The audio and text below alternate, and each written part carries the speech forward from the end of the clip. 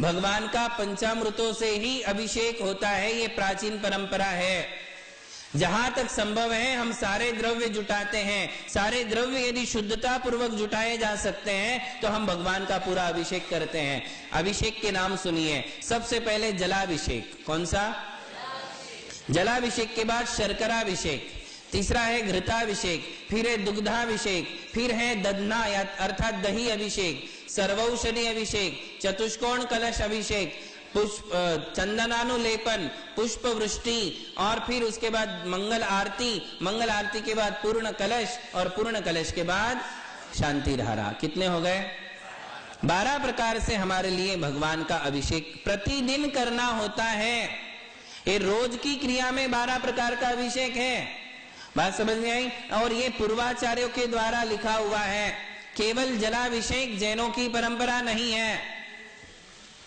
जैनों की परंपरा में, पूर्वाचार्यों की परंपरा में, आर्ष परंपरा में कितने प्रकार का अभिषेक है? 12 प्रकार का। इसे पंचामृत अभिषेक कहते हैं। कौन सा? पंचामृत। क्यों? इसमें 5 अमृत भी हैं। इन 12 प्रकार की कड़ियों में 5 अमृत हैं जल के अलावा।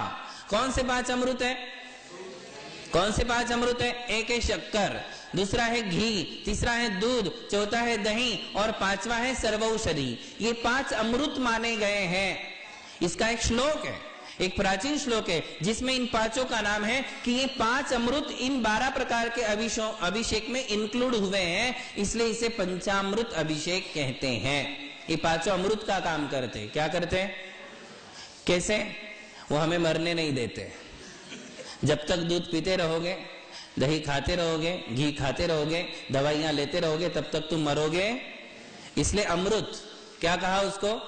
जो अमृत के समान है। अमृत तो नहीं है, अमृत नहीं है, किंतु अमृत के समान है। क्यों अमृत के समान है? क्योंकि ये जीवन प्रदायिनी शक्ति से समन्वित है। इन 5 के कारण जीवन चलता है। केवल पानी से जीवन चलने वाला, जो केवल जल से जीना चाहते हैं वो जलाभिषेक करें, जो केवल जल के बलबूते जी सकते हैं वो जलाभिषेक करें, और जिन्हें बिना दूध दही घी के नहीं जमता है, जो नहीं जी सकते, उन्हें पंचामृत अभिषेक करना चाहिए। या तो केवल जल पी करके जियो। जब हमें खाने पीने में सब चाहिए, रसगुल्ले चाहिए, मलाई चाहिए, सब चाहिए, भगवान के लिए क्यों कतराते हो? क्यों कतराते हो? ये द्रव्य हमने नहीं चुने, इन द्रव्यों का सिलेक्शन हमने नहीं किया है। किसने किया है?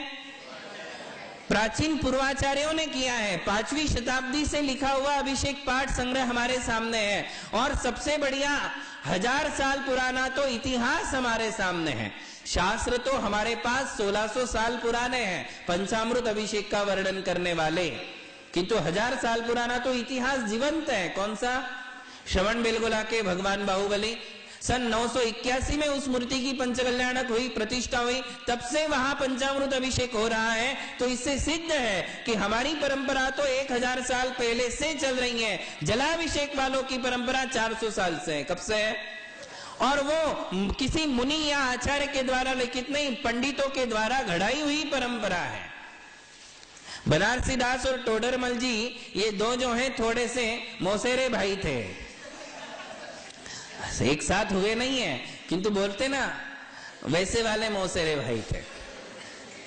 तो इन दोनों ने मिलकर के इस परंपरा को घड़ाया है, जो भी नाम दिया गया, किंतु उन्होंने ये सारी बातें, ये नहीं करना, वो नहीं करना, वो नहीं करना, वो नहीं करना, इस टाइप से 13 चीजों को उन्होंने हटा दिया, जिससे हमारा नाम पॉपुलर हो जाए, हमारे पीछे भी थोड़ी भीड़ बढ़ती जाए। क्योंकि उनको कोई पूछता नहीं था, घास डालता नहीं था, और बोले जब तक हम परंपरा से चलेंगे तब तक हमें कोई घास डालने वाला नहीं है। तो कुछ तो अपन समथिंग न्यू, कुछ नया, दुनिया से हटकर कुछ अलग बात लोगों को बताएंगे तो अपने आप अपने फॉलोवर्स बनेंगे। इस हिसाब से उन्होंने ये सब छुड़वाया, और फिर कहा कि गृहस्थों को ये क्रियाकांड है। क्या कहा? क्रियाकांड छोड़ो, स्वाध्याय करो, ध्यान करो। हींग लगे ना फिटकरी, रंग चोखो आ जाए। कहां से रंग आने वाला है? तुम्हारा धन नहीं लगेगा, दान नहीं होगा, स्वाध्याय में तुम्हारा धन लगने वाला है? लगेगा क्या? जो धन 5 प्रकार के पापों से पैदा हुआ है, उस धन की सार्थकता कहां करोगे? स्वाध्याय और ध्यान में तो पैसा ही नहीं लगता, इसलिए हम लोग पैसा नहीं रखते। मुनि महाराज अपने साथ पैसा क्यों नहीं रखते? क्योंकि उनका रंग चोखो आ जाए, बिना और हिंग के और फिटकरी के रंग आ रहा, किंतु गृहस्थों को वो रंग आने वाला नहीं है, रास नहीं आएगा। वो स्वाध्याय, वो ध्यान, गृहस्थों को कभी रास आने वाला नहीं है, इसलिए उनका धन लगता रहे। इसलिए तो ये सारे अभिषेक हैं कि आप स्वयं अपने धन से रोज दूध ले जाओगे, दही ले जाओगे, सरोशरी ले जाओगे, घी ले जाओगे, शक्कर ले जाओगे, अष्टद्रव्य की सामग्री ले जाओगे, आपका धन लगता रहेगा। धन लगता रहेगा तो आपकी गृहस्थी सार्थक हो जाएगी, होने वाले आरंभ और पापों से आप मुक्त होते रहोगे। बात समझ में आ रही? इसलिए जो है ये अभिषेक विधि का प्रावधान पूर्वाचार्यों ने किया। तो इसमें 5 अमृत हैं, उस कारण उसे पंचामृत अभिषेक कहा जाता है। हर अभिषेक के बाद एक अर्घ्य दिया जाएगा। क्या किया जाएगा? जलाभिषेकम करोमि अर्घ्यम निर्वपामिति स्वाहा। फिर शक्कर का अभिषेक। शक्कर के अभिषेक में आप बढ़ा सकते हो, एटलीस्ट शक्कर का अभिषेक होना ही चाहिए। और यदि इसमें बढ़ाना है तो अनार का रस, मौसम्बी का रस, यदि समर वेकेशन है तो मैंगो रस, आम का रस। जो हमें अच्छा लगता है वो पहले भगवान को, जो हमें अच्छा लगता है पहले वो गुरु को। आलू प्याज नहीं बोलेंगे, हमको तो आलू प्याज अच्छा लगता है, वो नहीं। दुनिया में जो सर्वश्रेष्ठ, निर्दोष और शुद्ध ऐसे फल माने गए हैं, वो सारे फल पहले मैं नहीं खाऊंगा, पहले क्या करूंगा? दक्षिण महाराष्ट्र में आज भी परंपरा है, पहला गन्ना भगवान को चढ़ाते हैं और पहला आम, पूरे कर्नाटक में ये परंपरा है। पहला आम जो है भगवान को चढ़ाते हैं, गुरुओं को देते हैं, हर मंदिर में चढ़ाते हैं, उससे अभिषेक होता है। फिर वो लोग आम का रस लेते हैं, फिर टेस्ट करते हैं, उसके बिना वो आम का रस नहीं लेते। यही वास्तविक परंपरा है। तो जो है ये दिया जाएगा। दिवाली का पहला मिष्ठान्न भगवान को चढ़ाया जाएगा, फिर हम स्वयं खाएंगे। बात समझ में आई? अब हमें ये देखना है कि ये अभिषेक में और पूजा में कहां हिंसा हो रही भाई? लोग बोलते कि हिंसा हो जाती है। कौन सी हिंसा होती है बताओ तो जरा। एक इंद्रिय जीव मरे कि 2 इंद्रिय मरे कि 3 इंद्रिय? देखिए आप, पंचामृत अभिषेक के जो नाम लिए गए उसमें से बुरा कितना इंद्रिय जीव है? शक्कर कितने इंद्रिय जीव है जरा बताओ तो। घी कितने इंद्रिय जीव है? दूध कितना इंद्रिय जीव है? दही कौन से इंद्रिय जीव है? 1 इंद्रिय है, 2 इंद्रिय, 3 इंद्रिय, कौन से इंद्रिय जीव है? जीव ही नहीं है, वो क्या है? अजीव, अचित्त वस्तुएं हो गई। शक्कर अचित्त हो गया। कब तक सचित्त था? जब तक गन्ने में था। वो गन्ना भी कब सचित्त था? जब खेती में था, जब पेड़ था, जब जमीन से जुड़ा होता तब तक। जब गन्ना अलग हो गया, गन्ने से शक्कर बन गई, वो अचित्त हो गई।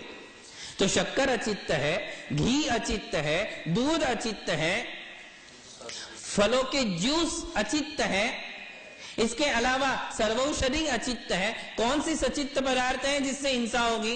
केवल एक ही पदार्थ सचित्त है, जल। कौन सा? जलाभिषेक में ही हिंसा हो सकती है, बाकी किसी अभिषेक में हिंसा नहीं हो सकती। और करने वालों ने जलाभिषेक किया, बाकी सारा छोड़ दिया।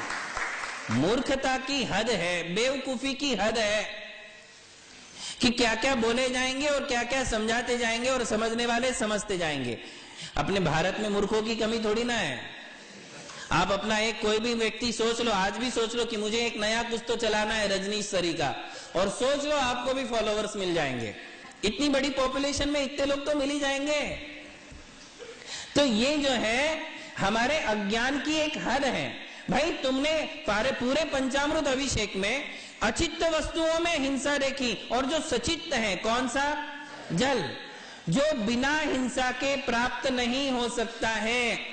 पंच स्थावर कायों में से एक है पृथ्वी, जल, अग्नि, वायु और वनस्पति, उसमें से एक है कौन? जल।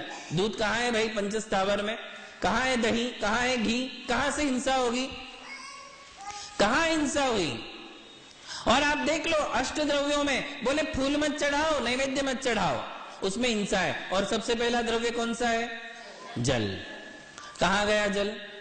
एक जल में की बूंद में असंख्यात जलकायिक जीव होते ही है, और जलकायिक जीवों की विराधना किए बिना तुम ना आहार दे सकते हो, ना अभिषेक कर सकते हो। बात समझ में आ रही? अब एक बात